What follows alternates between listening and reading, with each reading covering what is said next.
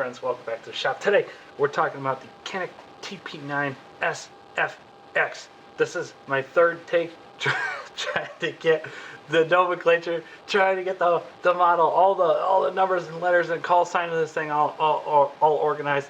We've got a full loadout that's on it, and it looks like this. So here is our Canik TP9 SFX. I know what you guys are saying. You're saying that there's a magazine in this thing and that the slide is down. Yes, we are going to do a safety check here. It is unloaded, but this is our full loadout setup for it. We're gonna make sure that this thing is empty now, and we're gonna get this thing down on the bench and take a look at it and talk you through some of its features, how I got this thing set up. Let's go. So this is our Canik TP9 SFX. This is one of the first iterations, one of the first ones to hit shelves, and everybody and their brother went out and bought this particular variant of it. It was relatively inexpensive. It is based off of the Walther P99, and to say that it's based on, I think is even a stretch because it's a direct copy of the Walther P99. But what we did, went out, picked this thing up and put a whole smattering of parts on it, plethora of parts on it. I'm going to go through some of those right now. Exactly what they do, what they add, what they do for this particular platform. So again, what we have here is a pretty heavily modified version of the Canik TP9. What we're running, we can take this mag out. We'll make sure that we are absolutely empty, 100% clear, free to go, and that's true. So what we've got here is we've got a couple of mag extensions, and we've got more magazines for this. We've got a mag well. This interchangeable back strap here we've got is weighted. We've got another one of those. I'm going to get to that in a second. We've used so we've taken some of the parts out of the box that come with this thing and added the longest magazine injector that we had. We've added a TLR9 Streamlight light to it, and that thing is just killer. And then a Tybal CRT optic. And I know a bunch of people, the people that do follow this channel, are sitting there screaming, when are you going to release the range review of this thing? After we get some more rounds put through this gun, we're going to do we'll be doing a range review of this thing. But essentially, there's a lot of cool things going on with this that I understand are part of the, okay, so this is a Walther P99, ostensibly for all intents and purposes. But what we do have, we've got a very nice, healthy 5+ inch barrel here. That's pretty cool. We've got it's not a chamber indicator, but it's a cocked indicator. I guess what we have here. And then what we've done is we've installed a pile of parts from a company called Taylor Freelance, which is what the TF here stands for. And we've got some Taylor Freelance mag base pads, Taylor Freelance magwell, and a Taylor Freelance brass backstrap. What's cool about this, and I'll cut away to a video of it now, but what's cool about this is that this thing will stand completely on its own. This brass backstrap adds enough weight to this thing where it can just stand there, where the bottom of it can just stand there by itself. To me, that really helps. That really helps balance this whole thing out, as this slide is pretty heavy, and we got a lot of reciprocating mass here. And as we start to kind of wear down, burn through our available ammunition, the magazine gets lighter, the back end of the gun gets lighter, and it sort of changes the dynamic of what's going on, the dynamic of the gun. Now, here we are in the frozen tundra of Hoth up here in upstate New York, and what we are limited and pinched at a magazine capacity of 10. Whether or not we agree with that or not, this is the reality that a lot of us face up here, and the only reason why we've got this magazine, why we've change the base plate of the magazine is simply so that we can insert the mag and get a positive lock on the magazine in order to seat it. And a lot of people are like, well, what's the point? This is why I happen to be kind of a revolver guy, is because if we're limited at a capacity of 10, personally, I'd rather have 6 rounds of 357, but that's just me. So the TLR9, we'll talk about that really quick. This thing is pretty cool. I like that it seems to be very well made and very simple. This particular one I bought off of eBay and just happened to land somebody that had one and that they didn't want it anymore. So we got a couple of marks on here, but overall what we have is we've got a tap function, and then we've got we've got a tap function that's tapped on, and then a hold function that is just hold, and then once I release the button, it turns the light back off. I really like that this thing is just so simple, stupid. That makes me really happy. We don't have anything complicated going on there as far as switching goes. And it's just a straight up push. Now for the TLR9, I think this thing is actually a great fit for what we're doing for the application here. This thing really, I'm going to use a little high contrast here, but this thing really exits about there.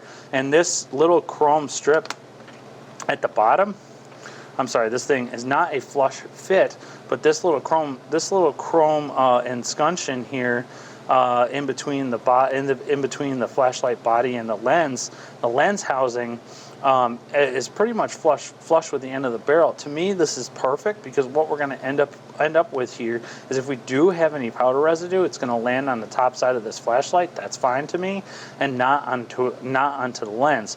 We're going to be using this for a night shoot, for a low light. For a low light course that we're working with, because I want to put more rounds through this. There's a lot of data out there on the SFX, and especially this particular variant. This slide release here is pretty small. You really gotta sometimes if I'm trying to run this fast, I gotta hunt for it, and I gotta click it down. And then what we're running here is a Freedom Smith trigger. This is pretty cool because you can really take up. This gets rid of all the pre-trigger creep, and really just lands us a very nice snap. So that thing, this thing has really been just fantastic. But I want to go over an overview of kind of this particular loadout here. And just kind of talk about, some of how do these things get made? A lot of times you'll see in reviews or some, online, some other YouTube channels, we're going to have they'll buy a TP9 SFX and they'll take one of their RMRs or one of their SROs and they'll stick it on here immediately. To me, that's it looks a little hokey. I would like to see something that speaks more true to what the actual use is. Atival's been doing a great job. A lot of people, I don't see a lot of information on Atival, but the CRD optic is actually pretty good. This thing so far has been pretty decent. Again, I still have to do a range review because there's a couple of things that I don't like on here. We're not going to get into that right now, but Atival's been doing a really nice job at making stuff that is appropriate for the task at hand. This is called the CRD optic. This is a competition red dot. That's what they call it, right? This doesn't have a shake awake function. This isn't doing anything else other than this is meant to be used on the range, on range days, and it's meant to be accurate and have a utilitarian purpose that's really just driven towards a range gun. So, what is this would I call this a carry optic? Absolutely not. Could you carry it? Yeah, you could. It'd have a constant on. I think it has a 4-hour. Actually, I think it has a 4-hour auto off, so you have to flip it back on. I mean, they call it a competition red dot, and I think that is absolutely 100% appropriate for what its job is, and it's perfect for this kind of gun. Perfect for this setup, because what we're going to be doing with this predominantly is using it on the range. Now, what I haven't been able to find, if anybody has a recommendation, and I will pay you for it, but if you do custom kydex and you can make a pretty sweet drop holster for this, a drop holster setup for this with this TLR9 on it, please send me an email, hangfiretv20 or hangfiretv2020 @gmail. And because I really do want to pick up a holster, get the holster situation for this going.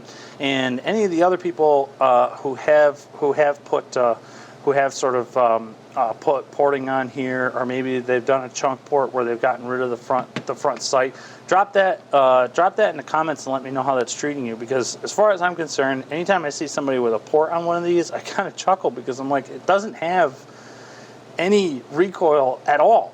It doesn't recoil, period. It's got a big heavy slide. It's got a big heavy slide, and now with all of this control here in the back, we've got a lot of weight going on. But the gun's not terribly heavy, so it's pretty manageable.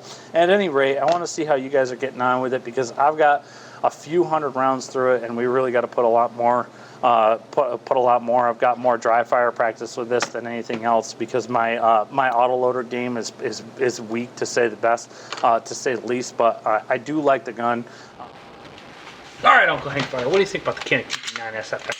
Well, I got to tell you, out of the box, I think it's fantastic. At the price point, it's great. What really bugs me is that the Turkish companies just absolutely 100% just ripping something off and call it their own. I'm not really a huge fan of that. I know you're saying, well, here you are standing in front of us with it in your hand anyway. Yeah, I get it. I don't really have an excuse for that, because I'm not really an autoloader guy. I'm not really an autoloader guy at heart, but I really wanted to pick something up so that I could kind of jump in the game and check out some of these parts changing, some of these, like what I would call a parts changing style gun, which is exactly what this is. Now, what exactly is Canik selling here? What are they selling? I mean, they're really selling the potential. Right? I mean, this is everybody's favorite gun in the world to modify. You know, it's just like, with all the money that you guys spent on modifying these things, you could have actually just bought a quality handgun and probably saved yourself a bunch of headache, or saved yourself a bunch of part swapping. Part swapping is not really gunsmithing. There's nothing that's on this. There's literally nothing here that requires any gunsmithing. I mean, really, all we're doing is knocking pins out and taking out some pressed parts and pressing them back in. So what we have here is we've got something that's of quality on a recognizable platform that we can openly manipulate, and it's a Lego block. That's what we have here. Is we got Legos for boys. So is it cool? Yeah. Is it worth the money? Yeah. Do I wish that I bought a Walther P99? Kind of, because I think at the end of the day I would have rather gone with them. Are the accessories any good? Absolutely. Taylor Freelance is top tier, super high quality, and that guy will answer your email, and it'll be him. So I think a lot of that stuff, that kind of stuff, the aftermarket support for this is huge. Freedom Smith Triggers does an excellent job putting this stuff together. Like I said, I'm still working on a range review for the Tybal CRD. I can't say enough about Streamlight. I love these guys. I did actually just buy a TLR that came out of the package that actually didn't run. So I don't know what happened with that. That's the first time. This is the first time for everything.